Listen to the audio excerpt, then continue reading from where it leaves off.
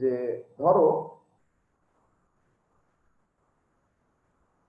খেয়াল করো যে তোমরা যেমন এখানে ইঞ্জিনিয়ারিং করতেছো, মেডিকেলের জন্য আলাদা করে এরকম হাজার হাজার স্টুডেন্ট একসাথে পড়তেছে, ঠিক আছে? তাদের পড়াশোনার প্যাটার্ন সম্পূর্ণ ভিন্ন। তারা অনেক বেশি পড়াশোনা করে, বা বায়োলজিটা একটু ডিফারেন্টলি পড়ে, অনেক বেশি ডিফারেন্টলি তাদের করতে হয়। তো ওই জন্য তাদের অনেক হিউজ পড়াশোনা করতে হয়।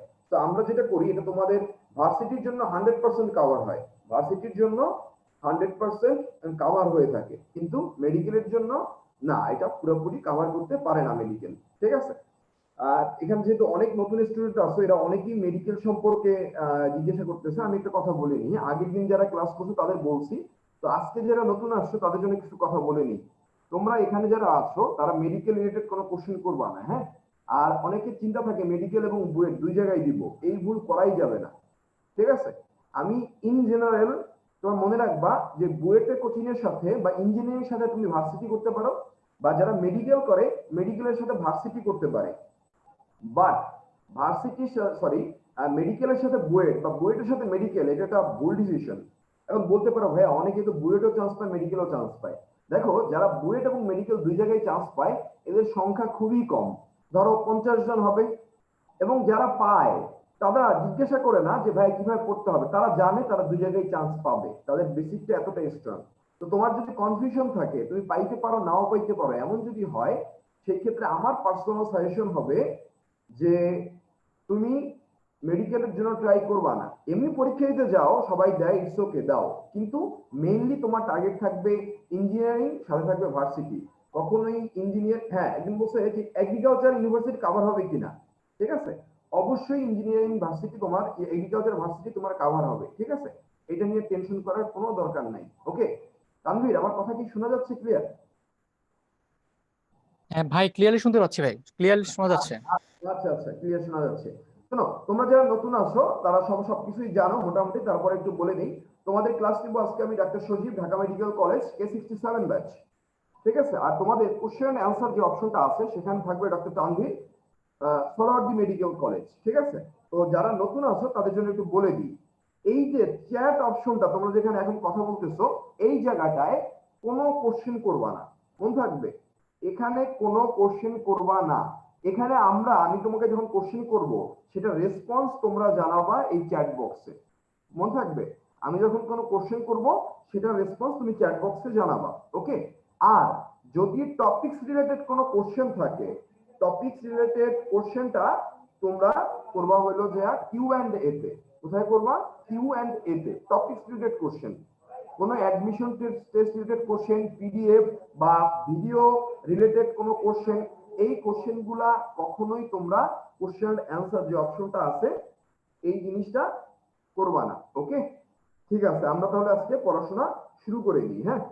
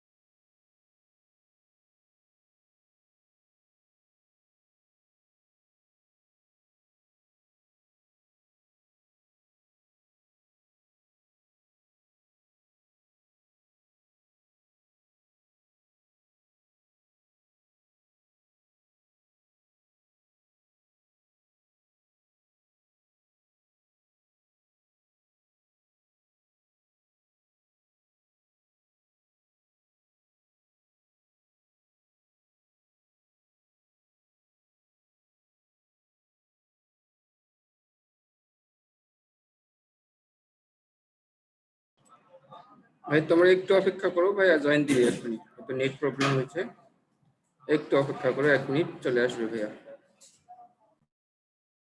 ঠিক আছে, একটু আমি মানে কানেকশন নিচ্ছি, টেনশন নিও না, আমরা চলে আসছে, ইলেকট্রিসিটি চলে গেছিল, আমরা কানেকশন দিয়ে শুরু করে দিচ্ছি ক্লাস, টেনশন নেওয়ার কিছু নাই, আমরা ক্লাস শুরু করতেছি।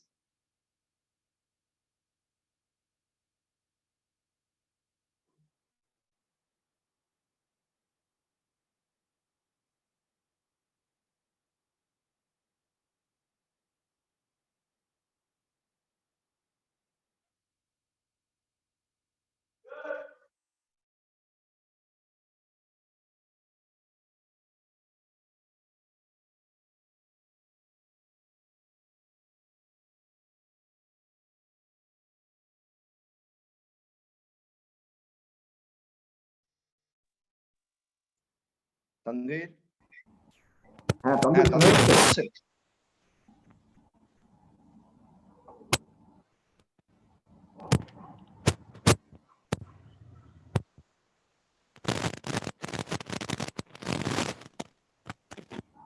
হ্যাঁ সুফিয়ান ভাই, জি ভাইয়া। শোনা যাচ্ছে আমার কথা?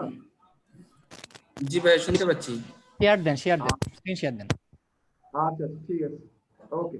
খেয়াল করো, আমি দুঃখিত, আমার ইলেকট্রিসিটি চলে গেছিল, এই জন্য একটু প্রবলেম হয়ে গেছিল। আচ্ছা, খেয়াল করো, আমরা আজকে ইম্পর্টেন্ট একটা টপিকস নিয়ে পড়বো। বেসিক্যালি একটা টপিকস না, আমরা দুইটা টপিকস নিয়ে পড়বো আজকে। হ্যাঁ,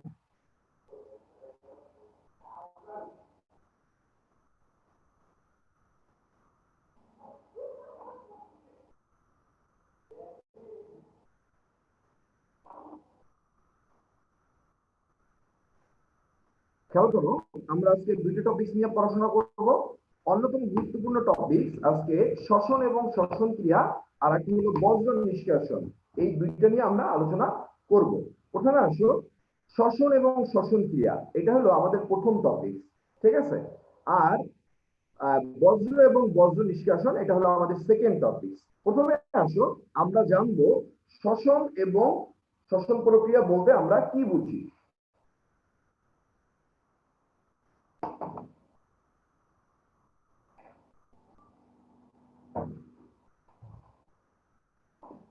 খেয়াল করো, শ্বসন বলতে তোমরা সবসময় যেটা বুঝো, যে শ্বসন বলতে সাধারণত আমরা কি বুঝি? শ্বসন বলতে আমরা বুঝি অক্সিজেন গ্রহণ এবং কার্বন ডাই অক্সাইড ত্যাগ, এই জিনিসটা।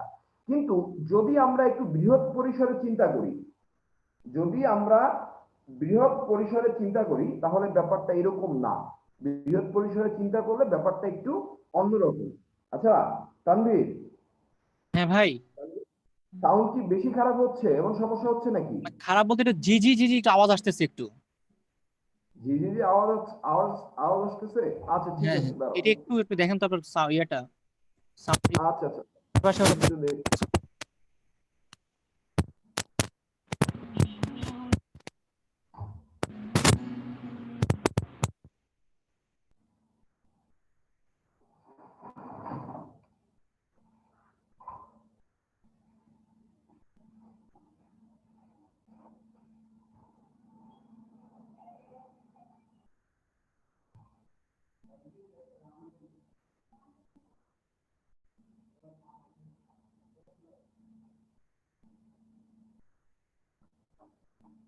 আচ্ছা, খেয়াল করো, এখন আমরা শুরু করি, কথা বলো না। একটু সমস্যা হইতে পারে, একটু করে আস্তে আস্তে ঠিক হয়ে যাবে। হ্যাঁ, আস্তে আস্তে এই ব্যাপারটা ঠিক হয়ে যাবে। আমার রুমটা একটু ক্লোজ রুম, তো এই জন্য হয়তো এই সমস্যাটা হচ্ছে আর কি। হ্যাঁ, তোমরা একটু ওয়েট করো, এটা ইনশাল্লাহ ঠিক হয়ে যাবে। হ্যাঁ, টেনশন নেওয়ার কিছু নাই, এটা ঠিক হয়ে যাবে। হ্যাঁ, ওকে, একটু সময় কন্টিনিউ করি, এটা ঠিক হয়ে যাবে একা একাই। ঠিক আছে,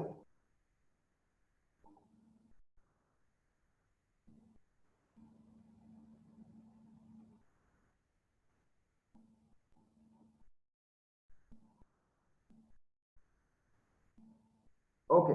খেয়াল করো, শ্বসন বলতে আমরা বেসিক্যালি কি বুঝি? শ্বসন বলতে আমরা বুঝে থাকি অক্সিজেন গ্রহণ এবং কার্বন ডাই অক্সাইড ত্যাগ, এই জিনিসটা। খেয়াল করো, কিন্তু যদি আমরা বৃহৎ পরিসরে চিন্তা করি, তাহলে ব্যাপারটা এমন না। ব্যাপারটা আসলে এমন না। খেয়াল করো, এই যে জিনিসটা এমন, ধরো আমরা নাকের মাধ্যমে অক্সিজেনটা গ্রহণ করলাম, অক্সিজেনটা ফুসফুসে গেল, ফুসফুস থেকে থেকে এটা সারা দেহে যায়, দেহে যায় বিভিন্ন কার্যাবলীর মাধ্যমে এটা কার্বন ডাই অক্সাইডে পরিণত হয়। খেয়াল করো, এই যে কার্বন ডাই অক্সাইডটা তৈরি হইলো, এই কার্বন ডাই অক্সাইডটা আবার ফুসফুস হয়ে এটা আস্তে আমাদের দেহ থেকে বাইরে বের হয়ে যায়। এই পুরো প্রক্রিয়াটাকে আমরা শ্বসন বলি। এর ভিতরে তুমি যেটা বলছো, শুধুমাত্র অক্সিজেন গ্রহণ এবং কার্বন ডাই অক্সাইড ত্যাগ করা, এটাকে আমরা বলি বহিঃশ্বসন।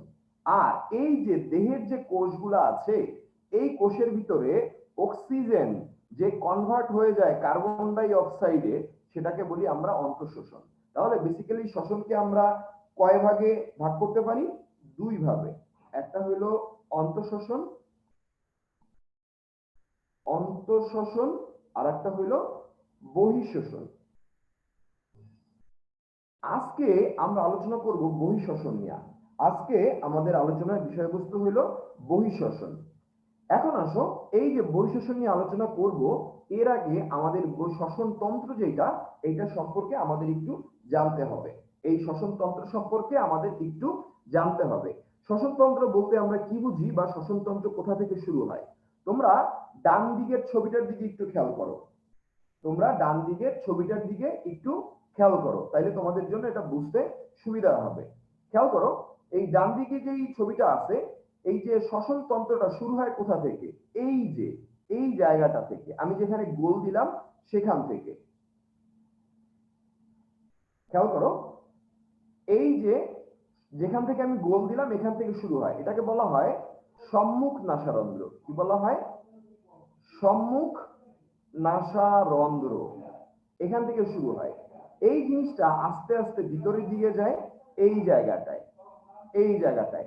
এটাকে বলা হয় নাসা গহ্বর। এটাকে কি বলা হয়? নাসা গহ্বর। এরপরে এটা আস্তে আস্তে পিছন দিকে যখন যায় এটাকে বলে নাসা গলবিল। নাসা গলবিল থেকে যায় ট্রাকিয়ায়, ল্যারিংসে, ল্যারিংস থেকে যায় ট্রাকিয়ায়, ট্রাকিয়া থেকে যায় ব্রঙ্কাস, এরপরে দুই ফুসফুসে যায়। ফুসফুস থেকে এটা চারদিকে ছড়ায়া পড়ে।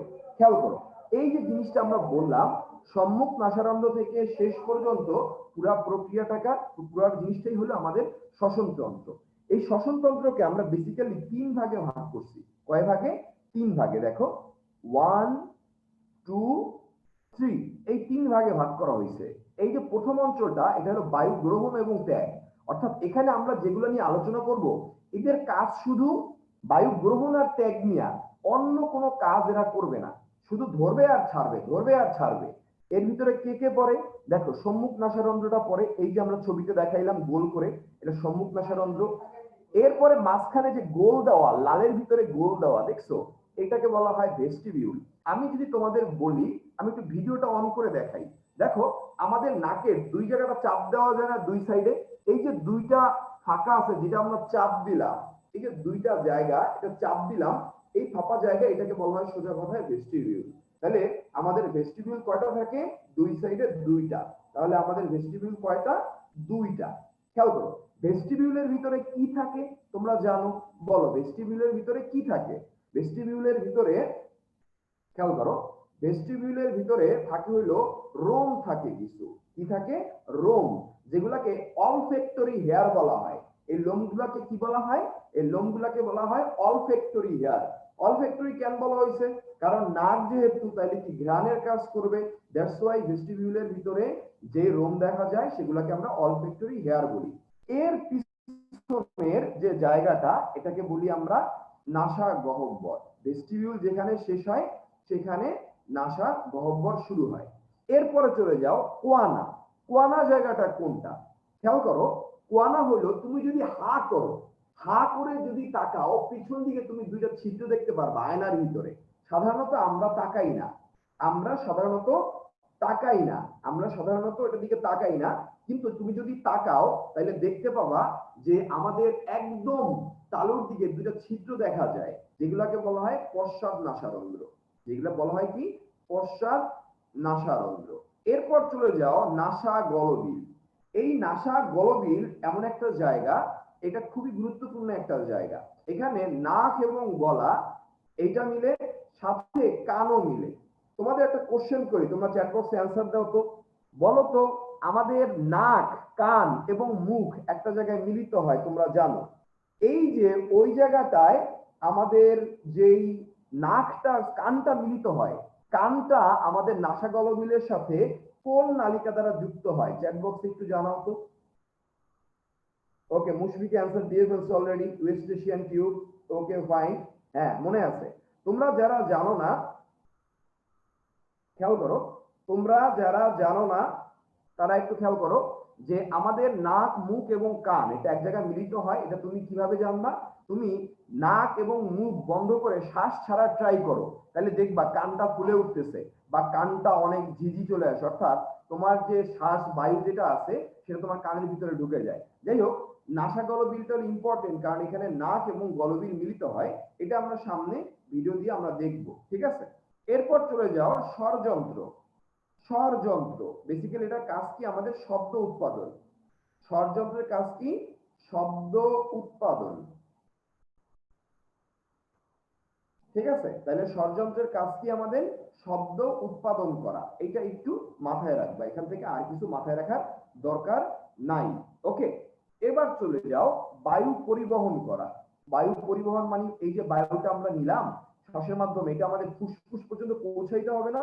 এই জন্য কাজ করে কে? ট্রাকিয়া এবং ব্রঙ্কাস। ট্রাকিয়া এবং ব্রঙ্কাস। ওকে, এবার চলে যাও এই ট্রাকিয়া এবং ব্রঙ্কাস, এটা সম্পর্কে আমরা বিস্তারিত জানবো একটু পরে। আর ফুসফুস আর ব্রঙ্কিয়াল বৃক্ষ, এটাও আমরা একটু পরে জানবো। ওকে, প্রথমে আসো ভেস্টিবিউল।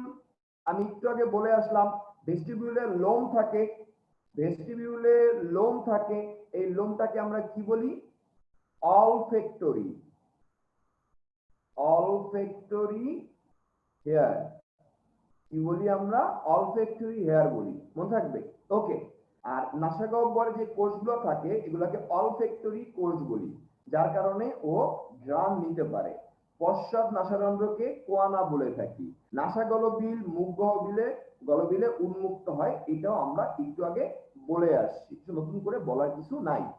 এবার চলে যাও, এবার খেয়াল করো ল্যারিংস বা স্বরযন্ত্র, এটা নিয়ে একটু আমরা আলোচনা করি। আচ্ছা তানভীর, সাউন্ডে কি এখনো প্রবলেম হচ্ছে? সুফিয়ান ভাই, সুফিয়ান ভাই,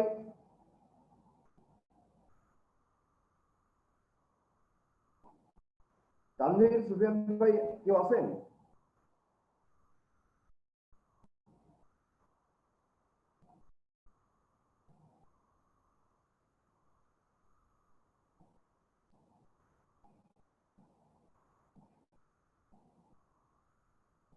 আচ্ছা ঠিক আছে, তোমরা একটু, আমি তো একটা ফাঁকা রুমে আছি, তো একটা বড় রুম, ফাঁকা রুম, এই জন্য হয়তো এই সমস্যাটা হচ্ছে। এটার কোনো সলিউশন আছে আমি দেখি, কোনো সলিউশন করা যায় কিনা একটু দেখতেছি। তোমরা একটু একটু কষ্ট করো, আমি এটা সলিউশন করার ট্রাই করতেছি। বাট আপাতত একটু খেয়াল করো, আমি যে কথাগুলা বলি একটু খেয়াল করো, হ্যাঁ?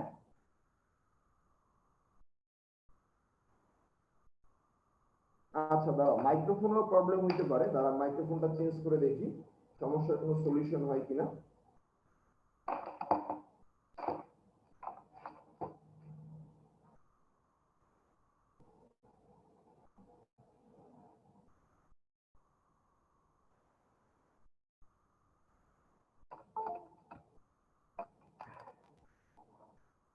এখন কি কথা শুনতে সমস্যা হচ্ছে? এখন কি কথা শোনা যাচ্ছে? একটু চ্যাট বক্সে জানাও তো তোমরা।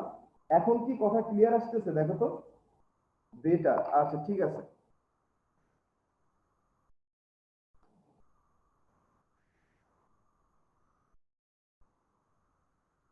অনেকটা ভালো।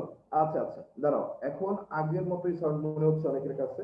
আচ্ছা দাঁড়াও, আমি একটু দেখি রুমটার কোনো ব্যবস্থা করা যায় কি। আমি বুঝতে পারতেছি তোমাদের সমস্যা হচ্ছে, একটু তোমরা একটু ওয়েট করো, জাস্ট 2টা মিনিট, আমি একটু দেখি ব্যবস্থা করা যায় কিনা। হ্যাঁ,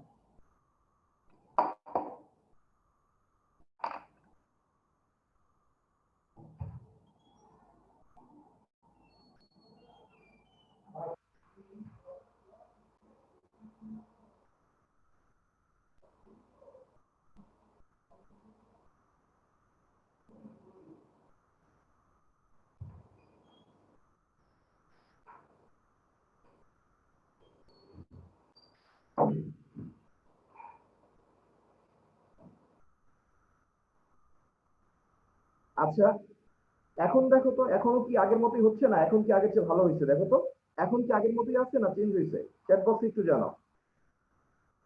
ভালো, বেটার। আচ্ছা আচ্ছা ঠিক আছে। ওকে ওকে, অনেকে বলছে ভালো, ঠিক আছে, বেশিরভাগই বলছে ভালো। দরজা খুলে দিচ্ছি আর কি এখন। আচ্ছা ঠিক আছে, খেয়াল করো, এখন একটু ঠান্ডা মাথায় খেয়াল করো। হ্যাঁ, এখন আর কেউ কোনো ধরনের কি করো না, কথা বলো না। এখন জাস্ট আমি যে কথাগুলো বলি এগুলো শুনো। হ্যাঁ, অনেক টাইম চলে গেছে, তাহলে তোমাদের সমস্যা হবে। হ্যাঁ, খেয়াল করো, এই যে ল্যারিংস বা স্বরযন্ত্র, এটা খুব ইম্পর্টেন্ট। কারণ কি, এর একমাত্র কাজ হলো শব্দ উৎপাদন। এর একমাত্র কি? শব্দ উৎপাদন করা। ঠিক আছে, এটা একটু মাথা রাখবা। এখন আসো, এটা কয়েকটা তরুণাস্থি দ্বারা গঠিত। এটা কি দ্বারা গঠিত? কয়েকটা তরুণাস্থি দ্বারা গঠিত।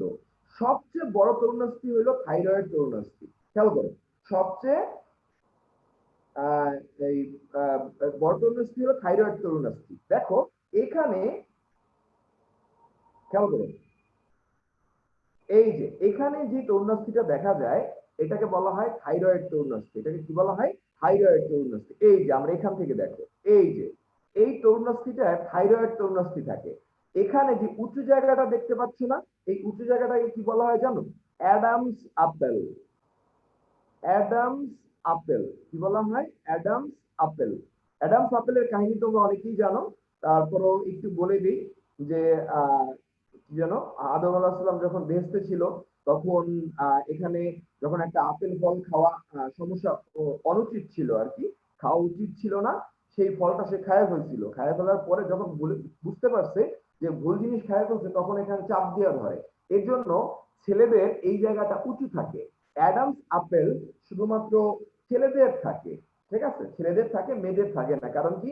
মেয়েরা এই ফলটা যখন খাইছিল, তারা গিলে ফেলছিল, তারা আটকাইতে পারে নাই। দ্যাটস ওয়াই তাদেরটা উঁচু থাকে না, শুধুমাত্র ছেলেদেরটা উঁচু থাকে। দেখবা এই অ্যাডামস আপেলটা শুধুমাত্র ছেলেদের থাকে, মেয়েদের থাকে না। ওকে, এরপরে আসো ভোকাল কর্ড। এই যে ভোকাল কর্ড, বেসিক্যালি এই ভোকাল কর্ডটাই হলো আমাদের শব্দ তৈরি করে। ভোকাল কর্ডটা কেমন থাকে আমি একটু তোমাদের দেখাই। হ্যাঁ, এই যে এভাবে আছে, খেয়াল করো, এভাবে থাকে। এই যে আমি এখন নীল কালার দিয়ে আঁকবো, নীল কালার দিয়ে যেটা আঁকবো সেটা হবে হলো ভোকাল কর্ড। খেয়াল করো, এই যে এইভাবে ভোকাল কর্ড থাকে। এই যে আমি যে নীল জিনিসটা আঁকলাম, এটা হলো ভোকাল কর্ড।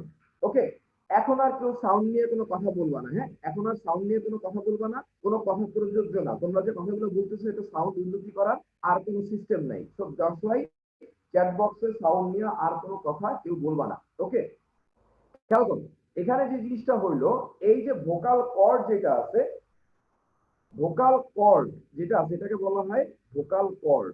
খেয়াল করে, এটাকে কি বলা হয়? ভোকাল কর্ড বলা হয়। এই নীল জিনিসটাকে বলা হয় ভোকাল কর্ড। এই ভোকাল কর্ডের উপরে ডিপেন্ড করে তোমার সাউন্ড কেমন হবে, এইটা মনে থাকবে। তো ভোকাল কর্ডের উপরে ডিপেন্ড করে তোমার সাউন্ডটা কেমন হবে, এইটা। তো দেখবা যারা মেয়ে থাকে তাদের ভোকাল কর্ডটা একটু পাতলা টাইপের হয়, দেখবা ওর জন্য সাউন্ডটা একটু সুরেলা হয়। দেখবা মেয়েদের সাউন্ডটা কি একটু সুরেলা হয়ে থাকে, কিন্তু ছেলেদের ভোকাল কর্ডটা এত একটু মোটা হয়ে থাকে। এই জন্য দেখবা এই গলা আমার মতো হয়ে থাকে, এরকম বাঁশের মতো গলা। ঠিক আছে, এটার মেইন কারণটা কি? এর মেইন কারণটা হলো এই ভোকাল কর্ড। এবার চলে যাও শ্বাসনালী বা ট্রাকিয়া। ট্রাকিয়া খুবই ইম্পর্টেন্ট একটা জিনিস। ট্রাকিয়াটা খুবই ইম্পর্টেন্ট একটা জিনিস। খেয়াল করো, এই যে আমি টিক দিলাম যে জায়গাটা দেখতে পাচ্ছ, এটা পুরোটা ট্রাকিয়া। এটা কি শেপ? C shape cartilage. দেখো সি শেপ কেন বললাম জানো? ধরো আমি এই একটা ট্রাকিয়ার একটা কার্টিলেজ আঁকলাম। এই যে কার্টিলেজটা দেখতে পাচ্ছ, এটা সামনে দিয়ে দেখতে গোল, কিন্তু পিছন দিকে কি থাকে জানো? পিছন দিকে থাকে মাসেল। পিছন দিকে এরকম,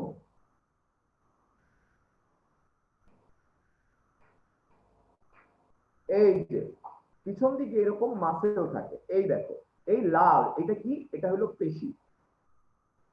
এটা হলো পেশি। এখন তোমাদের কখনো কি কোন মনে কোশ্চেন জাগে নাই যে ভাইয়া, এই যে আপনি বলতেছেন কার্টিলেজ বা হাত দিয়ে এইটা, কিন্তু তারপরও শ্বাস নিলে উঁচু নিচু হয়। উঁচু নিচু কিভাবে হয় বলতো? উঁচু নিচু কিভাবে হয়? উঁচু নিচু কিভাবে হয়? এই যে পেশিটা আছে না, এই যে লাল যে পেশিটা দেখতে পাচ্ছ, এই পেশিটার সংকোচন প্রসারণের কারণে বেসিক্যালি এই সমস্যাটা মানে এই কাজটা হয়ে থাকে। ঠিক আছে, এবার আসো ট্রাকিয়া বা শ্বাসনালী। এখানে তরুণাস্থি কয়টা থাকে? 16 থেকে 20টা। 16 থেকে কয়টা? 16 থেকে 20টা। ওকে, এটা একটু মাথায় রাখো। এখন আসো, এই যে জিনিসটা দেখলা, এটা দৈর্ঘ্যে হয় 12 সেন্টিমিটার আর ব্যাসে হয় 2 সেন্টিমিটার। দৈর্ঘ্যে 12 সেন্টিমিটার এবং ব্যাসে 2 সেন্টিমিটার। ওকে, এখান থেকে এইটুকু মনে রাখো। এখান থেকে এইটুকু জিনিসই তুমি মনে রাখো, আর তেমন কিছু মনে রাখার দরকার নাই এখান থেকে। ঠিক আছে, এখান থেকে তুমি শুধুমাত্র এইটুকু জিনিসই মনে রাখবা। ওকে, এবার চলে যাও, খেয়াল করো এখানে হলো ব্রঙ্কিয়াল ট্রি। ব্রঙ্কিয়াল ট্রি জিনিসটা কি খেয়াল করো, এই যে আমি যেটা দেখাইছি কারিনা নামে একটা জায়গা আছে, কারিনা। কারিনা কাকে বলে বলতে পারো? চ্যাট বক্সে জানাও তো কারিনা জিনিসটা কি, চ্যাট বক্সে জানাও তো কারিনা জিনিসটা কি, চ্যাট বক্সে জানাও তো দেখি কারিনা কি, তোমরা কে কি জানো? নাবিল বলছে নায়িকা, না না নায়িকা না। আচ্ছা খেয়াল করো,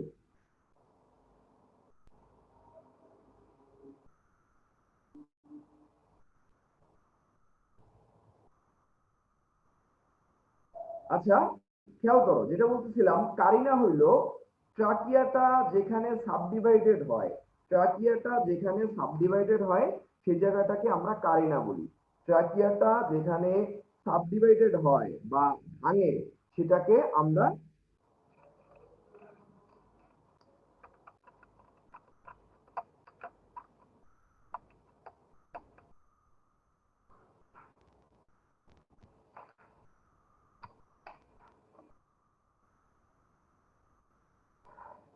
আচ্ছা এখন কি শোনা যাচ্ছে? এখন একটু তোমরা জানাও তো একটু চ্যাট বক্সে যে এখন শোনা যাচ্ছে কিনা, একটু চ্যাট বক্সে রেসপন্স জানাও, এখন কি ক্লিয়ার শোনা যায়? এখন যদি ক্লিয়ার আগের মতোই জি ভাইয়া না ভাই ইয়েস এখানে, আচ্ছা এখানে বেশিরভাগই ইয়েস বলছে, দুই একজন বলছে যে নো চেঞ্জ। ঠিক আছে, যারা নো চেঞ্জ বলছো এখন তাদের সমস্যা, এখন আর কিছু করার নাই। হ্যাঁ এখন শুধু খেয়াল করো ক্লাসে, যদি না বুঝতে পারো তাহলে কিছু করার নাই, দুঃখিত, এখন আর কিছু এর চেয়ে বেশি কিছু করা আমার পক্ষে সম্ভব না। হ্যাঁ খেয়াল করো, আর চ্যাট বক্সে সাউন্ড নিয়ে কোনো ধরনের কথা বলবা না। হ্যাঁ কোনো ধরনের কথা বলবা না, কথা বলার উপায় নেই। হ্যাঁ তানভীর আসো, তানভীর, তানভীর বা সুফিয়ান ভাই, জি ভাইয়া, তানভীর ভাই আমার কথা কি বেশি সমস্যা হচ্ছে শুনতে?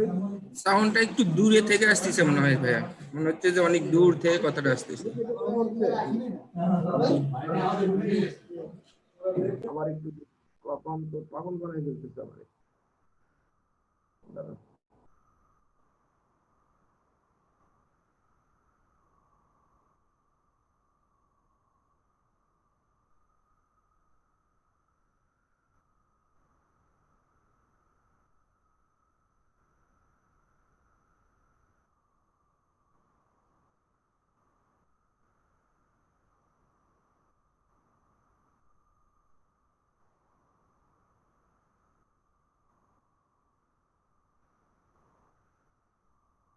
আচ্ছা খেয়াল করো, এখন একটু বলো তো এখন কি কোনো চেঞ্জ আসছে দেখো তো।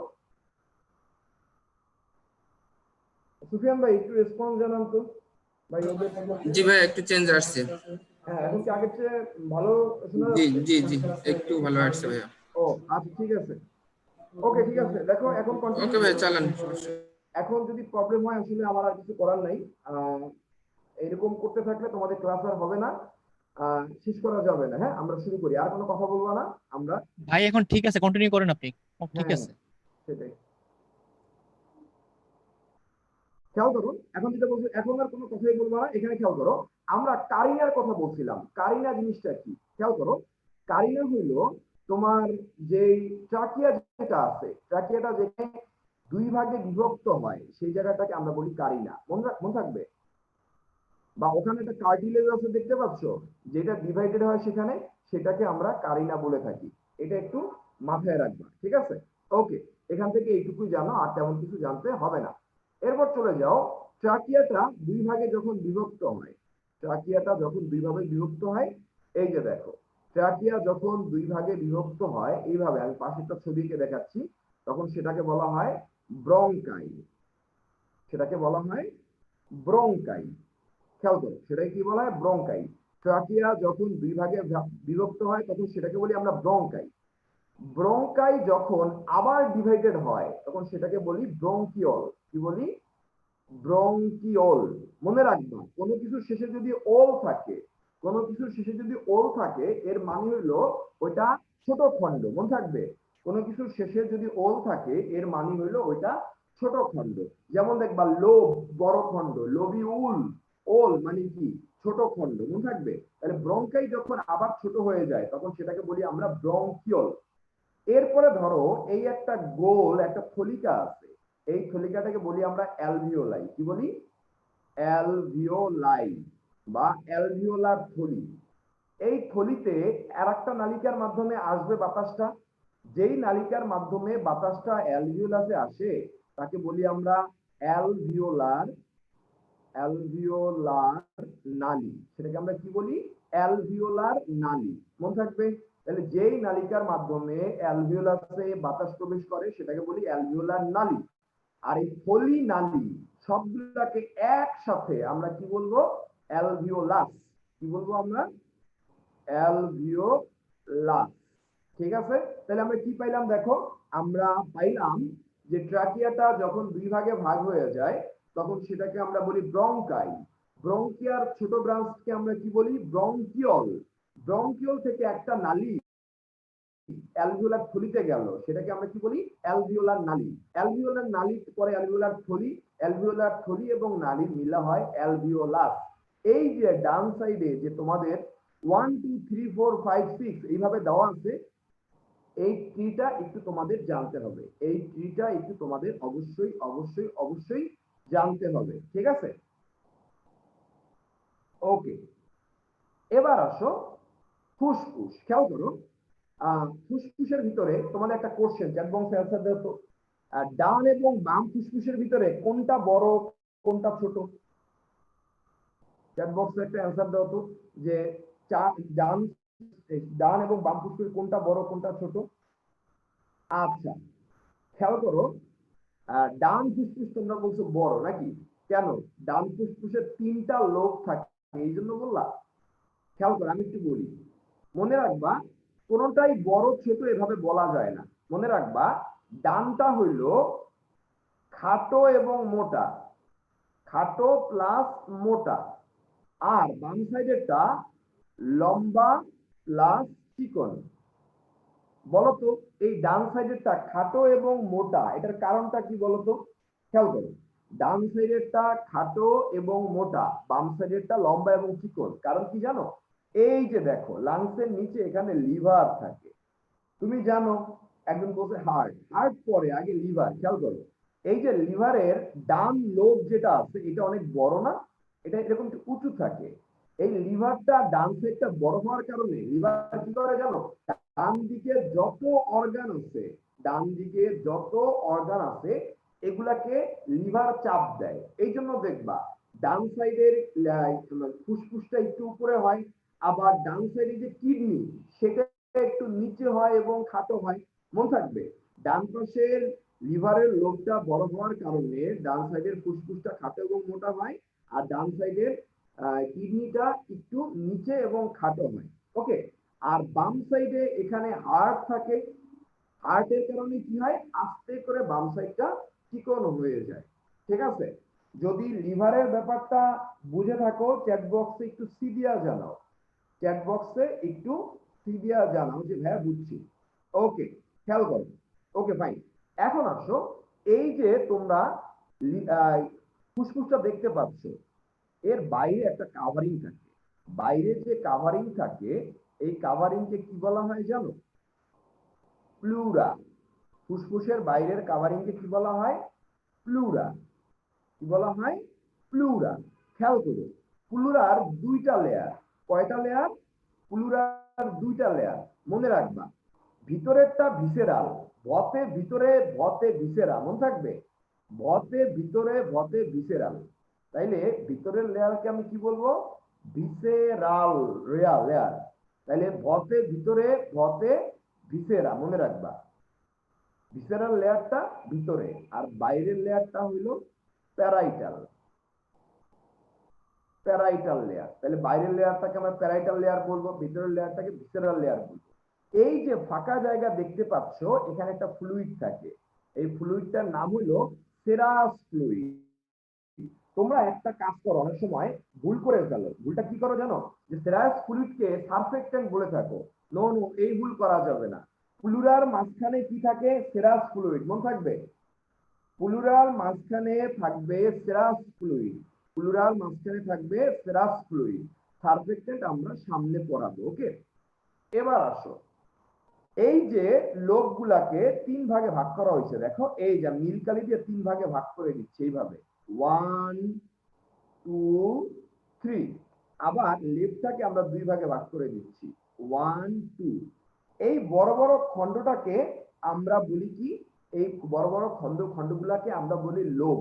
এই বড় বড় খণ্ডগুলাকে আমরা বলি লোব। এই যে ডান সাইডের যে লোব আছে এদেরকে আবার আমরা 10টা সেগমেন্টে ভাগ করতে পারি। এখন বলতে পারো ভাইয়া এই যে আবার 10টা সেগমেন্টে ভাগ করলাম এইটা আবার কি? এটা হলো ফাংশনাল ইউনিট। এরা কি? Functional unit. ঠিক আছে, মানে এরা হলো বেসিক্যালি শ্বসনের কাজটা সরাসরি এরা করে, এই জন্য এদেরকে ফাংশনাল ইউনিট বলা থাকে। তোমরা এক এক বইতে এক এক তথ্য দেওয়া আছে, দেখবা কোন কোন বইতে দেওয়া আছে অ্যালভিওলাস হলো গঠন এবং কাজের একক, কোন কোন বইতে দেওয়া আছে যেন বলে লোবিউল, এটা হলো গঠন এবং কাজের একক। আমি একটু ক্লিয়ার করে দিই, খেয়াল করো, লিখে দিচ্ছি। অ্যালভিওলাই গাঠনিক একক, গাঠনিক একক, খেয়াল করো, অ্যালভিওলাই হলো গাঠনিক একক, আর লোবিউল কার্যকরী একক, কার্যকরী একক। মন থাকবে, খেয়াল করো। তাহলে বেসিক্যালি গাঠনিক একক হলো অ্যালভিওলাই আর কার্যকরী একক হলো লোবিউল। তো তোমরা বেসিক্যালি ফোকাস দিবা অ্যালভিওলাসের দিকে, মন থাকবে গঠন এবং কাজের একক অ্যালভিওলাস, তোমরা এইভাবেই পড়বা, কারণ আজমল স্যারের বইতে অ্যালভিওলাসটা কি গঠন এবং কাজের একক হিসেবে বলা আছে, অনেক বইতে লবিউলটা কি কাজের একক বলা আছে, সেই জন্য আমি স্পেসিফিক করে দিলাম যে গাঠনিক একক হইলো গঠনের জন্য যারা দরকার, আর কার্যকরী একক হলো কাজের জন্য যারা দরকার। যেমন ধরো যেই ফুসফুস, ওর কাজ কি শ্বসন করা, শ্বসনের জন্য কারে দরকার, লোবিউলটা মাস, এই জন্য লোবিউলকে বলা হয়েছে কার্যকরী একক আর অ্যালভিওলাসকে বলা হয়েছে গাঠনিক একক। ওকে, একজন বলছে ভাইয়া প্লুরা আর প্লুরা, দেখো প্লুরা প্লুরা যেটাই বলো উচ্চারণ দুইটা ভিন্ন, একটা হলো ব্রিটিশ উচ্চারণ আর একটা হলো আমেরিকান উচ্চারণ, তো এটা নিয়ে কনফিউজ হওয়ার কিছু নাই।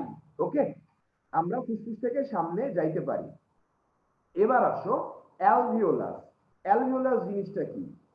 অ্যালভিওলাস ছবিতে সুন্দর একটা ছবি দেওয়া আছে, বাট আমি ছবিটা এইভাবে আঁকবো না, আমি ছবিটা আঁকবো কিভাবে জানো, এইভাবে।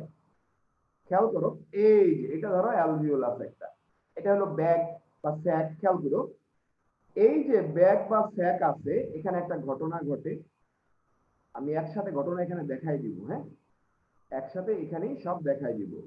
ধরো আমরা যখন শ্বাস নেই, আমরা যখন শ্বাস গ্রহণ করি তখন কি হয় জানো, এই যে অক্সিজেনটা এইভাবে প্রবেশ করে, অক্সিজেনটা কোথায় প্রবেশ করে, এই যে ফুসফুসের অ্যালভিওলাসের ভিতরে প্রবেশ করে। যখন অ্যালভিওলাসের ভিতরে অক্সিজেনটা প্রবেশ করে তখন অক্সিজেন বেশি এখানে, অক্সিজেন বেশি এখানে, এবং তোমার হার্ট থেকে রক্তটা আসে হইলো এই যে পাশে যে আমরা ভেসেলটা আঁকলাম এখানে, এই যে ভেসেলটা আসে এর ভিতরে কি থাকে, কার্বন ডাই অক্সাইড বেশি থাকে। তো এখানে কি কার্বন ডাই অক্সাইডের পরিমাণটা বেশি। তো আমরা জানি অ্যালভিওলাসের প্রাচীর কি, বৈষম্য ভেদ্য, বৈষম্য ভেদ্য। এবং এখানে কি হয়, ব্যাপন হয়। তুমি কি জানো ব্যাপনে কি হয়? ব্যাপনে কোনো একটা বেশি ঘনত্বের জিনিস কম ঘনত্বের দিকে যায়, সিম্পল ব্যাপার। তো দেখো এখানে কার্বন ডাই অক্সাইডটা কি নালিকার ভিতরে বেশি, তো কার্বন ডাই অক্সাইডটা এই নালিকা থেকে এই অ্যালভিওলাসের ভিতরে প্রবেশ করলো, আর অ্যালভিওলাসের ভিতরে কি অক্সিজেনটা বেশি, তখন সেই অক্সিজেনটা আবার ব্যাপন প্রক্রিয়ায় এখান থেকে এই যে নালিকার ভিতরে প্রবেশ করলো। এইভাবে অক্সিজেন এবং কার্বন ডাই অক্সাইড ব্যাপন প্রক্রিয়ায় আদান প্রদান হয়। কি প্রক্রিয়ায়? ব্যাপন প্রক্রিয়ায়। এইভাবে দেখো অ্যালভিওলাস থাকে কত, 700 মিলিয়ন। কত থাকে? 700 মিলিয়ন, দ্যাট মিনস 70 কোটি। কত? 70 কোটি। প্রতিটা অ্যালভিওলাস যদি এরকম করে একটু করে অক্সিজেন একটু করে কার্বন ডাই অক্সাইড আদান প্রদান করে, তাহলে এক সময় এই রক্তটা পুরোপুরি বিশুদ্ধ হয়ে যাবে না? তাহলে অক্সিজেনটা পুরোপুরি রক্তটা পুরোপুরি বিশুদ্ধ হয়ে গেল কার মাধ্যমে? এই অ্যালভিওলাসের মাধ্যমে হয়ে গেল। ঠিক আছে, এখান থেকে কিছু ইনফরমেশন আছে, এই যে খেয়াল করো যে পূর্ণবয়স্ক মানুষের ক্ষেত্রে আয়তনটা কত হয়। এখন দেখো নবজাতকের ক্ষেত্রে এটা কম হয়, অনলি 20 মিলিয়ন হয়ে থাকে। কত হয়ে থাকে? Only 20 million. ওকে, এখন আসো, এই যে তোমাদের একটা কোশ্চেন আসে, তোমরা অনেক সময় দেখছো না যে বাচ্চা পোলাপানের শ্বসনটা অনেক বেশি হয়। তোমরা কি কখনো খেয়াল করছো যে বাচ্চা ছেলেপেলেদের শ্বসন বা বাচ্চা পোলাপানের যে শ্বসনটা বেশি হয়? বলতো বাচ্চা পোলাপানের রেসপিরেটরি রেট বেশি কেন? চ্যাট বক্সে জানাও তো। বলতো বাচ্চা পোলাপানের রেসপিরেটরি রেট বেশি কেন? চ্যাট বক্সে জানাও দেখি তোমরা কতটুকু জানো। ওকে, হ্যাঁ, অ্যালভিওলাস কম। এই তো এখানে তোমরা বুঝো, অনেকেই অনেকেই ধরো এটা কোশ্চেনটা করে। খেয়াল করো যে ব্যাপারটা হলো যে একটা শিশু দেহে ওর দেহের তুলনায় অ্যালভিওলাস খুব কম, খুবই কম থাকে। কারণ কত মিলিয়ন বাচ্চা দেহে থাকে? 20 মিলিয়ন। আর আমাদের থেকে কত? 700 মিলিয়ন। ওকে, কত গুণ পার্থক্য দেখছো? তো ব্যাপারটা যেটা হয় যে এই যে পার্থক্যটা দেখা যায়, এই পার্থক্যের কারণে ওর দেহে অক্সিজেনের ডিমান্ড অনেক বেশি থাকে বাচ্চা দেহে। কিন্তু এখন ধরো তুমি যখন দৌড়াও, তুমি হুট করে ধরো দৌড়াদৌড়ি শুরু করলা, কি করলা? দৌড়াদৌড়ি শুরু করলা। সেই দৌড়াদৌড়ি শুরু করলে তোমার কি শ্বাস বেশি নিতে হয় না? কারণ কি? তোমার দেহের ভিতরে অক্সিজেন ডিমান্ড বাইরে যায় এই কারণে। তো শিশুদের অ্যালভিওলাস কম কিন্তু অক্সিজেন ডিমান্ড বেশি। কারণ তোমরা জানো শিশুদের দেহে রেড ব্লাড সেল বেশি থাকে, তোমরা জানো। তাহলে রেড ব্লাড সেল বেশি পরিমাণ অক্সিজেন বহন করতে পারে, দ্যাটস ওয়াই শিশুদের অক্সিজেন ডিমান্ড বেশি। তো অক্সিজেন ডিমান্ড পূরণ করার জন্য ওর বারবার শ্বাস নিতে হয়, এই জন্য শিশুদের রেসপিরেটরি রেট বেশি হয়ে থাকে। ওকে, এবার আসো আমরা সারফেক্ট্যান্ট সম্পর্কে জানবো। বলতো এই সারফেক্টেন্ট কথাটা আসছে কোথা থেকে বলতো? চ্যাট বক্সে জানাও তো সারফেক্টেন্ট কোথা থেকে আসছে। চ্যাট বক্সে জানাও তো সারফেক্টেন্ট কথাটা কোথা থেকে আসছে। ওকে, সারফেক্টেন্ট থেকে নাকি সার্ফ এক্সেল থেকে? অনেকে বলবে সার্ফ এক্সেল। হ্যাঁ, তোমার কথা ভুল না, সার্ফ এক্সেল থেকে আসবে, এটা ঠিক। কেন জানো? সার্ফ এক্সেল তোমরা কি পড়ছো, সেটা একটা ডিটারজেন্ট না? তো সারফেক্টেন্টও একটা ডিটারজেন্ট। এখন বলো এই সারফেক্টেন্টের কাজটা কি? তোমরা কখনো পানির সাথে সার্ফ এক্সেল মিলাই দেখছো? সার্ফ এক্সেল মিলায়া তারপরে হাতে নিয়ে একটু ডলা দিয়ে দেখছো কখনো? দেখো নাই, দেখবা যে হাতটা পিচ্ছিল হয়ে যায়। মানে পানিটাকে হালকা করে দেয় এই সারফেক্টেন্ট বা সার্ফ এক্সেল। খেয়াল করো, তাহলে সার্ফ এক্সেল কি করলো? পানিটাকে পিচ্ছিল করে দেয়, হালকা করে দেয়। তুমি কি বুঝতে পারতেছো সার্ফ এক্সেলের কাজ কি? তাহলে সার্ফ এক্সেলের কাজ কি? পানিটাকে হালকা করে দেওয়া। ঠিক একইভাবে সারফেক্টেন্ট এই কাজটাই করে থাকে। খেয়াল করো, সারফেক্টেন্টও এই কাজটা করে থাকে। এখন আসো সারফেক্টেন্ট কি কাজ করে। খেয়াল করো, এই যে তোমরা পড়ছো এই যে অ্যালভিওলাস দেখছো, অ্যালভিওলাসের কি দুইটা লেয়ার থাকে। খেয়াল করো, অ্যালভিওলাসের যে দুইটা লেয়ার থাকে, লেয়ার দুইটা এইভাবে থাকে, এইভাবে। খেয়াল করো, এই যে নীলটা হলো 1 নম্বর লেয়ার, এই লালটা হলো 2 নম্বর লেয়ার। এই যে লাল লেয়ারটা এটা কখনো মুভ করে না, মনে থাকবে। লাল লেয়ারটা হলো স্থির লেয়ার, স্থির লেয়ার। লালটা হলো স্থির লেয়ার আর নীলটা হলো চলমান। যেহেতু নীলটা চলমান, তাহলে কি নীলটার সংকোচন প্রসারণের মাধ্যমে বেসিক্যালি শ্বসন প্রক্রিয়া চলতে থাকে। তাহলে নীলটার সংকোচন প্রসারণের মাধ্যমে শ্বসন প্রক্রিয়া চলে থাকে। কিন্তু একটা নির্দিষ্ট বয়সের আগে এই দুইটা সারফেস পরস্পর যুক্ত থাকে পরস্পর, এই জন্য নীলটা সংকুচিত হইতে পারে না। কিন্তু যখন বাচ্চাদের বয়স 23 সপ্তাহ হয়ে যায়, যখন খেয়াল করো বাচ্চাদের বয়স 23 সপ্তাহ হয়ে যায়, এরপরে সারফেক্টেন্ট ক্ষরণ হয়। এখানে এখানে কি হয়? সারফেক্টেন্ট ক্ষরণ হয়। এই সারফেক্টেন্ট কি করে জানো? দুই তলের ভিতরে যে পৃষ্ঠটান আছে, পৃষ্ঠটান কমায় দেয়। কি কমায় দেয়? পৃষ্ঠটান। এই যে এখানে যখন সারফেক্টেন্ট আসে তখন কি করে জানো?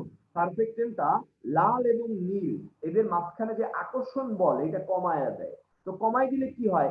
নীলটা সহজে সংকুচিত হইতে পারে। তাহলে সংকুচিত হইলেই কি হবে? ও কার্বন ডাই অক্সাইডটা বের করে দিতে পারবে। আবার প্রসারিত হয়ে কি করতে পারবে, অক্সিজেন গ্রহণ করতে পারবে। তো 23 সপ্তাহের আগে সারফেক্টেন্ট ক্ষরণ হয় না, এই জন্য 23 সপ্তাহের আগে প্রশ্বাস বা নিঃশ্বাস প্রক্রিয়া বাচ্চাদের হয় না। ওকে, এই জন্য দেখা যায় 24 সপ্তাহের আগে ভ্রূণের স্বাধীন অস্তিত্ব কল্পনা করা হয় না, বা 24 সপ্তাহের আগে মানব ভ্রূণকে মানুষ হিসেবে বলা হয় না, কারণ কি ওরা এর আগে শ্বাস নিতে পারে না। তাইলে এই যে সারফেক্টেন্ট এর কাজ কি, এর কাজ হলো পৃষ্ঠটান কমায় দেওয়া। সারফেক্টেন্টের কাজ কি, পৃষ্ঠটান কমায় দেওয়া। এবার আসো, ফুসফুসকে সংকোচন এবং প্রসারিত হইতে সাহায্য করা। এবং এই সারফেক্টেন্ট কি ডিটারজেন্ট, তুমি কি জানো ডিটারজেন্ট কি করে, জীবাণু মারতে পারে। ডিটারজেন্ট কি করতে পারে, জীবাণু মারতে পারে। দ্যাটস ওয়াই এই সারফেক্টেন্ট যে আছে সেও জীবাণু মারতে পারে। এই সারফেক্টেন্টটা ক্ষরণ হয় কোন জায়গা থেকে, সেপ্টাল কোষ থেকে। কোথা থেকে, সেপ্টাল কোষ থেকে ক্ষরিত হয়। এই জিনিসটা একটু মাথায় রাখবা। তাহলে তোমরা এখান থেকে জানবা কি, সারফেক্টেন্ট একটা ডিটারজেন্ট জাতীয় পদার্থ যেটা পৃষ্ঠটান কমাইতে, ফুসফুস সংকোচন প্রসারণে সাহায্য করে। সেপ্টাল কোষ থেকে এটা নির্গত হয়ে থাকে, প্রথম 23 সপ্তাহের পরে ক্ষরিত হয়। এই জন্য 24 সপ্তাহের আগে কি যেন বলে, 24 সপ্তাহের আগে মানবদের ভ্রূণের স্বাধীন অস্তিত্ব কল্পনা করা হয় না। সেপ্টাল সেলটা কি, এটা একটা কোশ্চেন না। সেপ্টাল সেল কি, সেপ্টাল সেল হলো অ্যালভিউলাসের একটা স্পেশাল টাইপের সেল যারা সারফেক্টেন্ট ক্ষরণ করতে পারে। তাহলে সেপ্টাল সেলটা কি, সেপ্টাল সেল হলো একটা স্পেশাল টাইপের সেল যারা সারফেক্টেন্ট ক্ষরণ করতে পারে। ক্লিয়ার ব্যাপারটা, আশা করি বুঝতে পারছো। ওকে, আমরা সামনে চলে যাই। এবার চলে যাও শ্বসনতন্ত্রের কাজ কি, এটা আমি বলবো না, এটা তোমরা জানো। শ্বসনতন্ত্রের কাজ হলো অক্সিজেন এবং কার্বন ডাই অক্সাইড বের করা, সাথে পানিও বের করে প্রচুর পরিমাণে। পানি বের করে কতটুকু, 400 থেকে 800।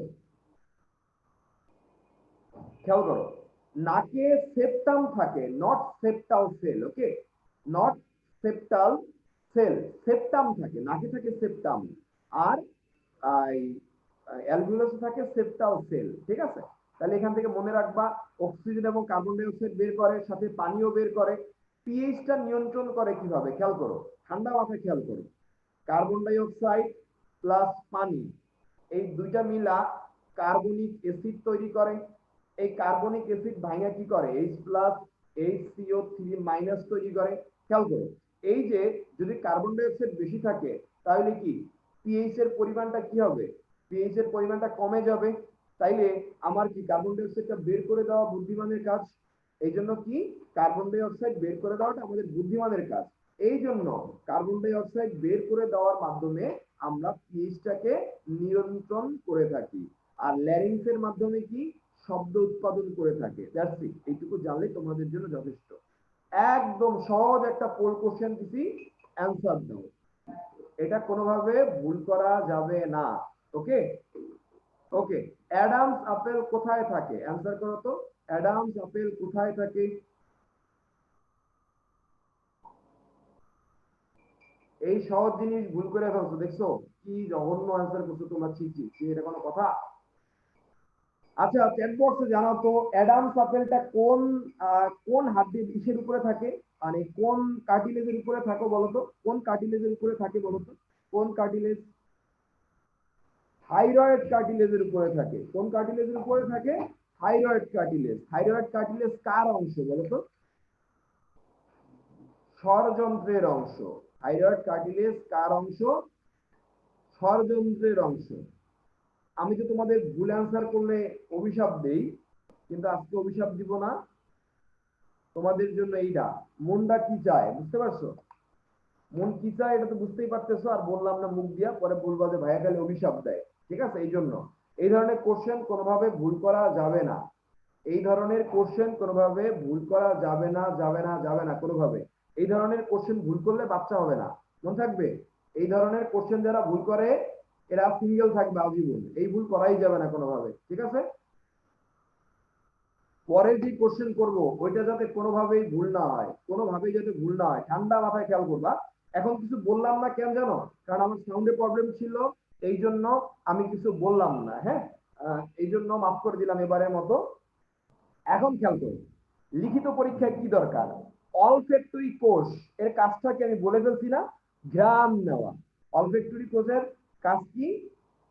ঘ্রাণ নেওয়া। ওকে, অ্যালভিউলাসের গঠন পড়াইলাম, সার্ভেক্টেন্টের কাজ মাত্র পড়াইলাম, দ্যাটস ইট, আর কিছু দরকার নেই। এবার চলে যাও প্রশ্বাস নিঃশ্বাস। খেয়াল করো, তোমরা স্ক্রিনটা একটু ছোট করে রাখো, স্ক্রিনটা একটু ছোট করে রাখো। আমি ভিডিওটা অন করব, দাঁড়াও আমি তোমরা ভিডিওটা তোমাদের কাছে নাও, ভিডিওটা তোমাদের কাছে নাও। আমি এটা ভিডিওটার উপর ফোকাস করো তোমরা, হ্যাঁ? খেয়াল করো, ভিডিওটার দিকে ফোকাস করো। ধরো কোনো কারণে আমাদের দেহের ভিতরে অক্সিজেন এবং কার্বন ডাই অক্সাইডের পরিমাণের ঝামেলা হইলো। ধরো কোনো কারণে আমাদের দেহে কার্বন ডাই অক্সাইডের পরিমাণটা বেড়ে গেল, তখন কি হবে? এই কার্বন ডাই অক্সাইডটা বের করতে হবে না? ঠান্ডা মাথায় খেয়াল করো, ভিডিওর দিকে তাকাও, স্ক্রিনের দিকে তাকানোর দরকার নেই, আমি স্ক্রিনটা অফ করে দিই, হ্যাঁ? স্ক্রিনটা শেয়ারিংটা অফ করে দিলাম। খেয়াল করো, ভিডিওর দিকে তাকাও তোমরা, খেয়াল করো যে ধরো কোনো কারণে তোমার দেহের ভিতরে কার্বন ডাই অক্সাইডের পরিমাণটা বেড়ে গেল, এই সিগন্যাল ব্রেনে তোমার কে পাঠাবে বলো তো? কেমোরিসেপ্টর। কার্বন ডাই অক্সাইড কি? একটা কেমিক্যাল এলিমেন্ট। এই সিগন্যালটা ব্রেনে কে পাঠাবে? কেমোরিসেপ্টর। কেমোরিসেপ্টর সিগন্যাল পাঠাইলো যে বস আমার তো কার্বন ডাই অক্সাইড বাইরে গেছে, একটু কমায় দেন। তখন হাইপোথ্যালামাস মেডুলারে সিগন্যাল দিবে যে এই কার্বন ডাই অক্সাইড বাইরে গেছে, একটু কমা। তখন মেডুলা কি করবে জানো? দুইটা সিগন্যাল পাঠাবে। কয়টা সিগন্যাল? দুইটা সিগন্যাল। তাহলে মেডুলা কয়টা সিগন্যাল পাঠাইলো চ্যাট বক্সে জানাও তো। মেডুলা কয়টা সিগন্যাল বের করে চ্যাট বক্সে জানাও, চ্যাট বক্সে জানাও। দুইটা সিগন্যাল, খেয়াল করো, দুইটা সিগন্যাল। একটা আসবে আমাদের এই যে বক্ষ পিঞ্জর আছে না, এই যে আমি যেখানে হাত দিচ্ছি এই সব জায়গায়, এই সব জায়গায় যেই সিগন্যালটা আসবে তার নাম কি? ইন্টারকোস্টাল। চ্যাট বক্সে লিখো, আমাদের বক্ষের এই জায়গায় যেই নার্ভটা সাপ্লাই দিবে তার নাম কি? চ্যাট বক্সে লিখো ইন্টারকোস্টাল। লেখো, সবাই লেখো ইন্টারকোস্টাল। ওকে, জীবনে ভুলবা না। বুকে যেই সিগন্যালটা আসে সেই নার্ভটার নাম হলো ইন্টারকোস্টাল নার্ভ, মনে থাকবে, খেয়াল করো। তাহলে ইন্টারকোস্টাল, বা সবাই লিখছো, থ্যাংক ইউ, খেয়াল করো। তাহলে কি হলো? ইন্টারকোস্টাল। আর একটা সিগন্যাল বের হইলো, এটা কোথায় যাবে জানো? আমাদের পেটের ঠিক উপরের জায়গাটা, এই যে আমি যেখানে হাত দিয়ে দেখাচ্ছি এই জায়গাটায়, এখানে ডায়াফ্রাম থাকে। কি থাকে? ডায়াফ্রাম থাকে। এখানে সিগন্যালটা যাবে, যেটাকে বলা হয় ডায়াফ্রাগমেটিক নার্ভ, বা বলা হয় ভেগাস নার্ভের পার্ট, মনে থাকবে। এটা ডায়াফ্রাগমেটিক নার্ভ, যেটা ভেগাস নার্ভের পার্ট। তাহলে কয়টা সিগন্যাল মেডুলা থেকে বাইরে হলো? দুইটা। একটা গেল ইন্টারকোস্টাল, আর একটা গেল ডায়াফ্রামে। খেয়াল করো, তুমি প্রথমে কি করবা? অক্সিজেনটা নিতে হবে তোমার। তখন কি করবা জানো? এই যে ডায়াফ্রাম থেকে সিগন্যালটা গেল ডায়াফ্রামে, দেখো এই যে ডায়াফ্রামটা এখানে ছিল, সিগন্যাল যাওয়ার কারণে এটা নিচে নেমে যাবে। কোথায় নেমে যাবে? নিচে নেমে যাবে। খেয়াল করো, নিচে নেমে গেল ডায়াফ্রামটা। ডায়াফ্রামটা যখন নিচে নামলো, তখন কি আমাদের বক্ষের ভিতরে উপরে নিচে ডায়ামিটার বাইরে গেল না? উপরে নিচে জায়গা বাইরে গেল না ডায়াফ্রামটা নিচে নেমে যাওয়ার কারণে? খেয়াল করো, ডায়াফ্রামটা নিচে নামলো, আর আমাদের কি হলো? উপরে নিচে জায়গা বাইরে গেল। আর এখানে যে এই যে বুকে যে সিগন্যালটা আসছিল, সে কি করছে জানো? আমাদের যে বুকে হাত দিয়ে আছে না, রিবস বা পশুকা, এগুলো এইভাবে থাকে না, এইভাবে থাকে। এগুলো টান দিয়া এরকম করে দেয়। কি করে? এরকম থেকে এরকম করে দেয়। যখন এরকম থেকে এরকম করে দেয়, তখন কি সামনে পিছনে ডায়ামিটার বাইরে যায় না? তখন কি করে? সামনে পিছনে ডায়ামিটার বাইরে যায়। খেয়াল করো, সামনে পিছনে ডায়ামিটার বাড়ে। তাহলে ডায়াফ্রাম যখন সিগন্যাল দেয়, তখন ডায়াফ্রাম নিচে নামে, তখন বক্ষের ভিতরে উপরে নিচে জায়গা বাড়ে। ইন্টারকোস্টাল যখন এইভাবে উঠে যায়, তখন সামনে পিছে ডায়ামিটার বাড়ে। তাহলে কি আমাদের বুকের ভিতরে জায়গা বাইরে গেল না? বুকের ভিতরে জায়গা বাড়া মানে কি? আয়তন বাড়া। খেয়াল করো, জায়গা বাড়া মানে কি? আয়তন বাড়া। আয়তন বাড়লে চাপ কমে যায়, তখন বাইরে থেকে ভিতরে চাপ কমে থাকে আমাদের বুকের ভিতরে। যখন আমরা এরকম করি, তখন বুকের ভিতরে চাপ বাইরে থেকে কম থাকে। এই জন্য আমাদের নাক দিয়ে অক্সিজেনটা আমাদের ফুসফুসে প্রবেশ করে। খেয়াল করো, ফুসফুসে প্রবেশ করার পর এক্সচেঞ্জ হইলো। এই যে পুরো ঘটনাটা, এটাকে বললাম আমরা প্রশ্বাস। এখানে তোমার কষ্ট করতে হয়েছে না? খেয়াল করো, তুমি যেরকম টান দিলা তোমার কষ্ট হইলো না? তাহলে প্রশ্বাস কি প্রক্রিয়া? সক্রিয় প্রক্রিয়া। কারণ কি? তোমার এখানে কষ্ট হয়েছে। কিন্তু এরপরে শ্বাস ছেড়ে দিলে এইভাবে কোনো কষ্ট হয়েছে না? কোনো কষ্ট হয় না। কারণ কি? কারণ তুমি ডায়াফ্রামকে জোর করে নিচে নামাইছিলা। সেই ডায়াফ্রামটা ধরো তুমি একটা রাবারকে টান দিলা, ওকে আগের অবস্থায় চলে আসবে না? ঠিক একই ভাবে এই যে নিচ থেকে ডায়াফ্রামটা অটোমেটিকলি উপর দিকে চলে আসবে, তখন একটা চাপ দিবে। আবার এই যে রিবস এটা আস্তে নিচে নামে আসবে, তখন একটা চাপ দিবে। দুই চাপের কারণে আমাদের কার্বন ডাই অক্সাইড বের হয়ে গেল। এটাকে আমরা কি বলি? নিঃশ্বাস বলি। তাইলে নিঃশ্বাস কেন নিষ্ক্রিয় প্রক্রিয়া, বুঝছো? যদি নিঃশ্বাস কেন নিষ্ক্রিয় প্রক্রিয়া বুঝে থাকো এবং এই যে শ্বাস প্রশ্বাস যদি বুঝে থাকো, তাহলে চ্যাট বক্সে একটু সিডিয়া জানাও, চ্যাট বক্সে একটু সিডিয়া জানাও। ওকে জোস, তোমরা জোস। Okay fine. এখন আসো আমরা আবার স্ক্রিন শেয়ারে চলে যাই। হ্যাঁ, বাহ, তোমরা বুঝতে পারছো, থ্যাংক ইউ ভেরি মাচ। খেয়াল করো, তাইলে এই দেখো এখানে যে কথাগুলা বলা আছে, এই কথাগুলাই হুদাই এখানে পেঁচাইছে, মানে অনেক কিছু লিখছে, অনেক কিছু লিখছে। তো এইটা আমি একটু শর্টকাটে আমি যা বলছি একটু লিখে দিই, হ্যাঁ, পয়েন্ট আউট করে দিই। এটা হলো সক্রিয় প্রক্রিয়া, সক্রিয়। নিঃশ্বাস হলো নিষ্ক্রিয় প্রক্রিয়া। ওকে, খেয়াল করো, মেডুলা থেকে সিগন্যাল আসে, এটা তোমরা পড়ো। এবার হলো নিউমোট্যাক্সিক সেন্টার এবং অ্যাপনিউস্টিক সেন্টার। কিচ্ছু বোঝার দরকার নাই, তোমরা মনে রাখবা এই যে সেন্টার গুলা এরা শ্বাস নিতে সাহায্য করে, তাহলে এরা সবাই কই থাকবে? এরা সবাই মেডুলায় থাকবে। ঠিক আছে, এরা শ্বাস নিতে সাহায্য করে, এই জন্য এরা মেডুলায় থাকবে। এরপর চলে যাও পেশি, পেশির দুইটা জড়িত, এই যে বললাম ইন্টারকোস্টাল, এখানে যাবে ইন্টারকোস্টাল নার্ভ, ডায়াফ্রামে যাবে ফ্রেনিক নার্ভ বা ডায়াফ্র্যাগমেটিক নার্ভ। ফ্রেনিক নার্ভের আরেক নাম কি? ডায়াফ্র্যাগমেটিক নার্ভ। দ্যাটস ইট, এখান থেকে এইটুকু জানলেই হবে। এই যে এই ঘটনা আমি মাত্র দেখায় ফেলছি, এই ঘটনা আমি মাত্র ভিডিওর ভিতরে দেখায় ফেলছি, তো আর এটা আর বলতে হবে না। এবার চলে যাও শ্বাসরঞ্জক। শ্বাসরঞ্জক জিনিসটা কি? হিমোগ্লোবিন। That's it, haemoglobin. দেখো হিম এবং গ্লোবিনের অনুপাত কত? 1:25, 1:25। আর হিমের ভিতরে লোহা থাকে, লোহা থাকে কতটুকু? 33.33%। ওকে ভাই, এমনি তোমাদের লেট হয়ে গেছে, এরপরে যদি ব্রেক করো তাহলে তো দুঃখজনক ব্যাপার, বলো। এটা কি ব্রেক দেওয়া যাবে? ব্রেক দিব একটা নির্দিষ্ট লেভেল পরে, এত তাড়াতাড়ি ব্রেক দেওয়া যাবে না। হ্যাঁ, এটা একটু মাথায় রাখো। এই যে এখানে দেওয়া আছে সমগ্র 4 থেকে 5 গ্রাম লৌহ আছে, ঠিক আছে? 4 থেকে 5 গ্রাম লৌহ আছে, কোন কোন বইতে 3 গ্রাম দেওয়া আছে। বাট আমরা কি করছি? আমরা লেটেস্ট ইনফরমেশনটা দিছি।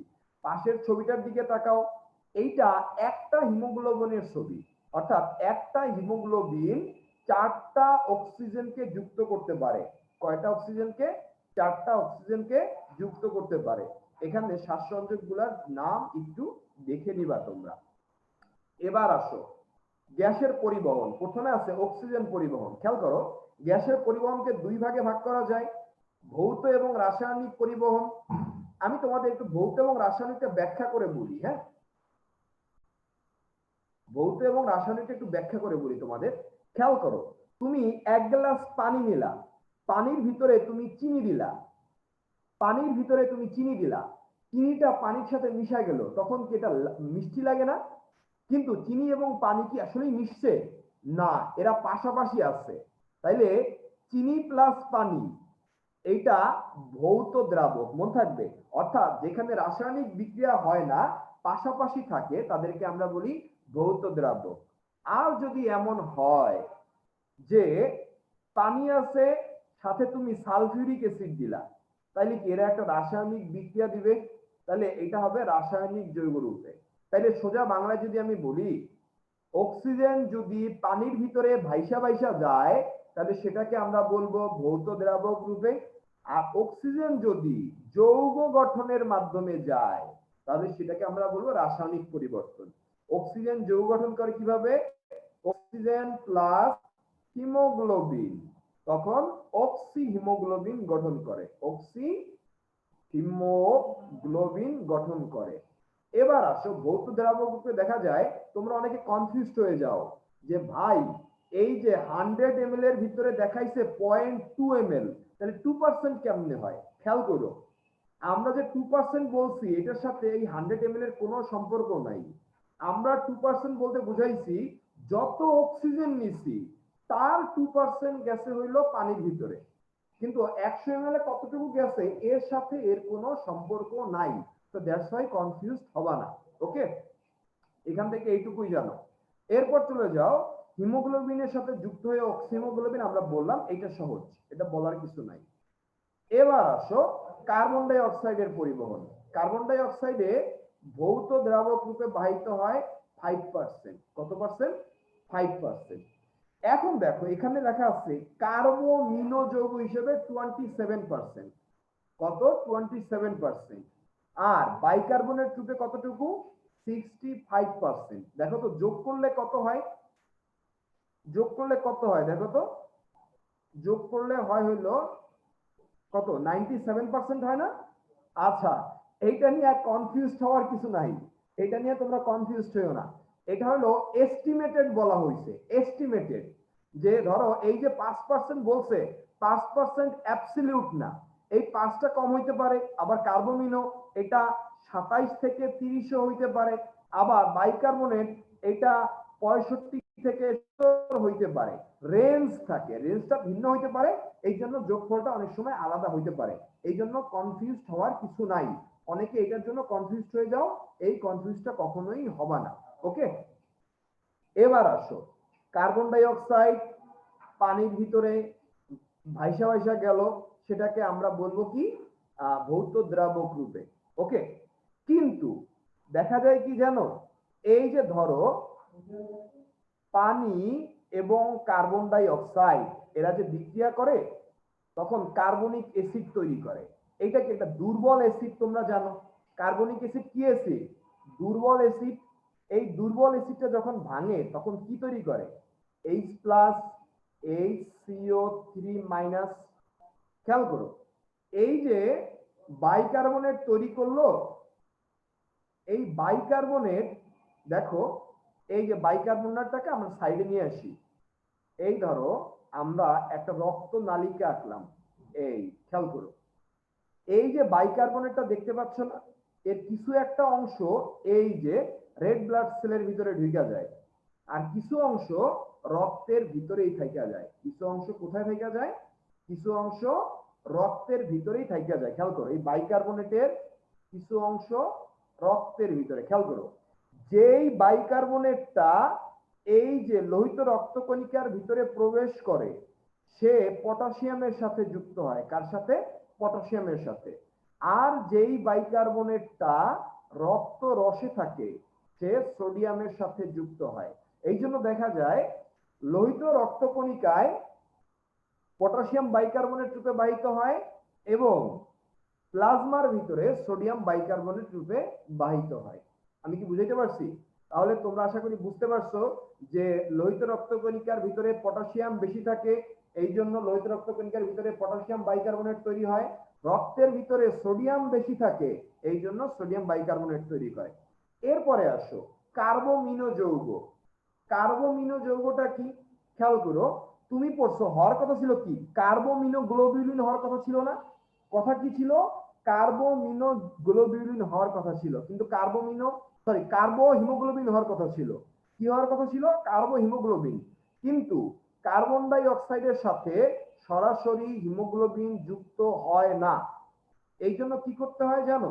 তোমার প্রথমে অ্যামিন গ্রুপ যুক্ত করতে হয়। কি করতে হয়? Amine group. কারণ অ্যামিন গ্রুপ ছাড়া হিমোগ্লোবিন কখনোই কার্বন ডাই অক্সাইডের সাথে যুক্ত হয় না। তাইলে কার্বোমিনো হিমোগ্লোবিন কেন হইলো বুঝতে পারছো? কারণ কার্বন ডাই অক্সাইডকে সরাসরি হিমোগ্লোবিন রিসিভ করতে চায় না। ঠিক আছে? কারণ কি? কার্বন ডাই অক্সাইডের যোগ্যতা কম, ওরে পছন্দ করে না। হিমোগ্লোবিন যদি মেয়ে হয়, কার্বন ডাই অক্সাইড যদি ছেলে হয়, তাহলে কার্বন ডাই অক্সাইড খারাপ, ওরে তো রিসিভ করবে না। তখন ঘটক লাগে। বাপ মা যখন ওই ঘটক হিসেবে কাজ করে তখন জোর করে দুইটার যোগ করে দেয়। ঠিক আছে? এটা হলো অ্যারেঞ্জ ম্যারেজের মতো অনেকটা। ঠিক আছে? তাহলে অক্সিজেনের সাথে হিমোগ্লোবিনের সম্পর্কটা হলো লাভ ম্যারেজ, আর কার্বন ডাই অক্সাইডের সাথে হিমোগ্লোবিনের সম্পর্কটা হলো অ্যারেঞ্জ ম্যারেজ। ঠিক আছে? বাংলাদেশের অ্যারেঞ্জ ম্যারেজ, এখানে জোর করে করানো হয়। এই জন্য অ্যামিনো গ্রুপ লাগে। তাহলে চ্যাট বক্সে জানাও তো অ্যামিনো গ্রুপ কেন লাগে, অ্যামিনো গ্রুপটা কেন দরকার, চ্যাট বক্সে জানাও দেখি কি অবস্থা তোমাদের।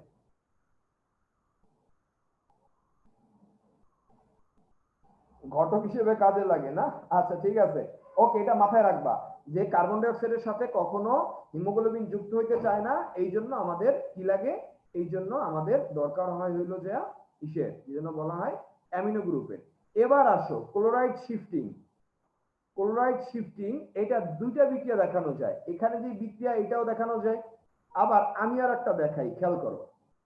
ধরো এই যে আমরা বিক্রিয়া দিয়া এই যে এইটা আর বাইকার্বনেট তৈরি করছিলাম না, এই বাইকার্বনেটটাকে আমরা লোহিত রক্তকণিকায় প্রবেশ করাইতে যাচ্ছি, খেয়াল করো। তাইলে বাইকার্বনেট কোথায় প্রবেশ করলো, আরবিসি তে প্রবেশ করলো। এখন একটা বাইকার্বনেট আয়ন যখন প্রবেশ করলো তখন কি আরবিসির আয়নিক সাম্যাবস্থা নষ্ট হয়ে গেল না, আয়নিক সাম্যাবস্থা নষ্ট হয়ে গেল। যেহেতু আয়নিক সাম্যাবস্থা নষ্ট হয়ে গেল, তাহলে সাম্যাবস্থা আবার ফিরিয়ে আনতে হবে না, তখন কি করবো জানো, আমরা একটা নেগেটিভ আয়ন বের করে দিব। তো এটার ভিতরে নেগেটিভ আয়ন কি থাকে, ক্লোরাইড আয়ন থাকে। তাইলে বাইকার্বনেট ঢুকলো, ক্লোরাইড বের হইলো, এটাকে আমরা কি বলবো, ক্লোরাইড শিফটিং। আবার দেখো যখন বাইকার্বনেটটাকে বের করে দেওয়া উচিত তখন বাইকার্বনেটটা বের হয়ে যাবে, তখন সেই ব্যালেন্স রক্ষা করার জন্য বাইরে থেকে একটা ক্লোরাইড আয়ন প্রবেশ করবে, এইটাকেও আমরা কি বলবো, ক্লোরাইড শিফটিং বলবো। মন থাকবে, দ্যাটস ইট, ওকে। একজন বলছে ভাইয়া অ্যামিনো গ্রুপ কি প্রভাবক হিসেবে থাকে, না, প্রভাবক কখনো প্রভাবক বলতে পারো, বাট প্রভাবক না বলাটাই বুদ্ধিমানের কাজ, কারণ ও একটা রাসায়নিক যৌগ যেহেতু গঠন করে এই জন্য আমরা প্রভাবক বলবো না, ঠিক আছে, ওকে। আশা করি ক্লোরাইড শিফটিং বুঝতে পারছো, ওকে। খেয়াল করো, ঠান্ডা মাথায় অ্যান্সার দিবা, এটা যদি ভুল করছো তাহলে শেষ আজকে। খেয়াল করো, হ্যাঁ ব্রেক দিব, এত ব্রেক ব্রেক করো না, ব্রেক দিব, আমাদের সামনে একটা ভিডিও দেখাবো, ভিডিও দেখার পরে আমরা ব্রেকে যাব, হ্যাঁ। ঠান্ডা মাথায় অ্যান্সার দাও, মানুষের শ্বসনের কতভাগ অক্সিজেন ভৌত দ্রাবক রূপে বাহিত হয়, ঠান্ডা মাথায় অ্যান্সার দাও। কোনো কথা হইলো, কোনো কথা বলো, এই যে তোমরা .1 দাগাইতেছো, .2 দাগাইতেছো, কি দাগাইতেছো এগুলা,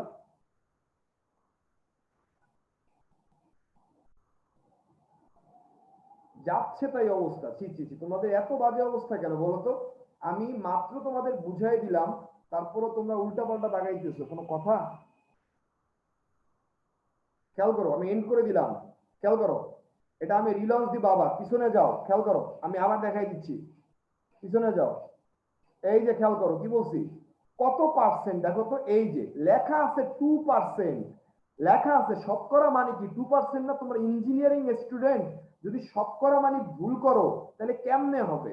অনেকে বলছে যে মজা নিতেছে, না মজা নিতেছে না, এরা বুঝেই নেই কোশ্চেন, কোশ্চেন বুঝেই নাই, এখানে 100 ml এর ভিতরে 0.2 দিচ্ছে, আল্লাহর নামে দাগাইতেছে 0.2, না পার্সেন্টেজ চাইছি আমরা, মানে 100 ভাগ অক্সিজেনের কত ভাগ ভৌত দ্রাবক রূপে যায়, কয় পার্সেন্ট, 2% ভৌত দ্রাবক রূপে যায়। এই পোল আমি আবার লঞ্চ করব, অ্যান্সার করো, এবার যদি ভুল করছো রে ভাই তাহলে শেষ।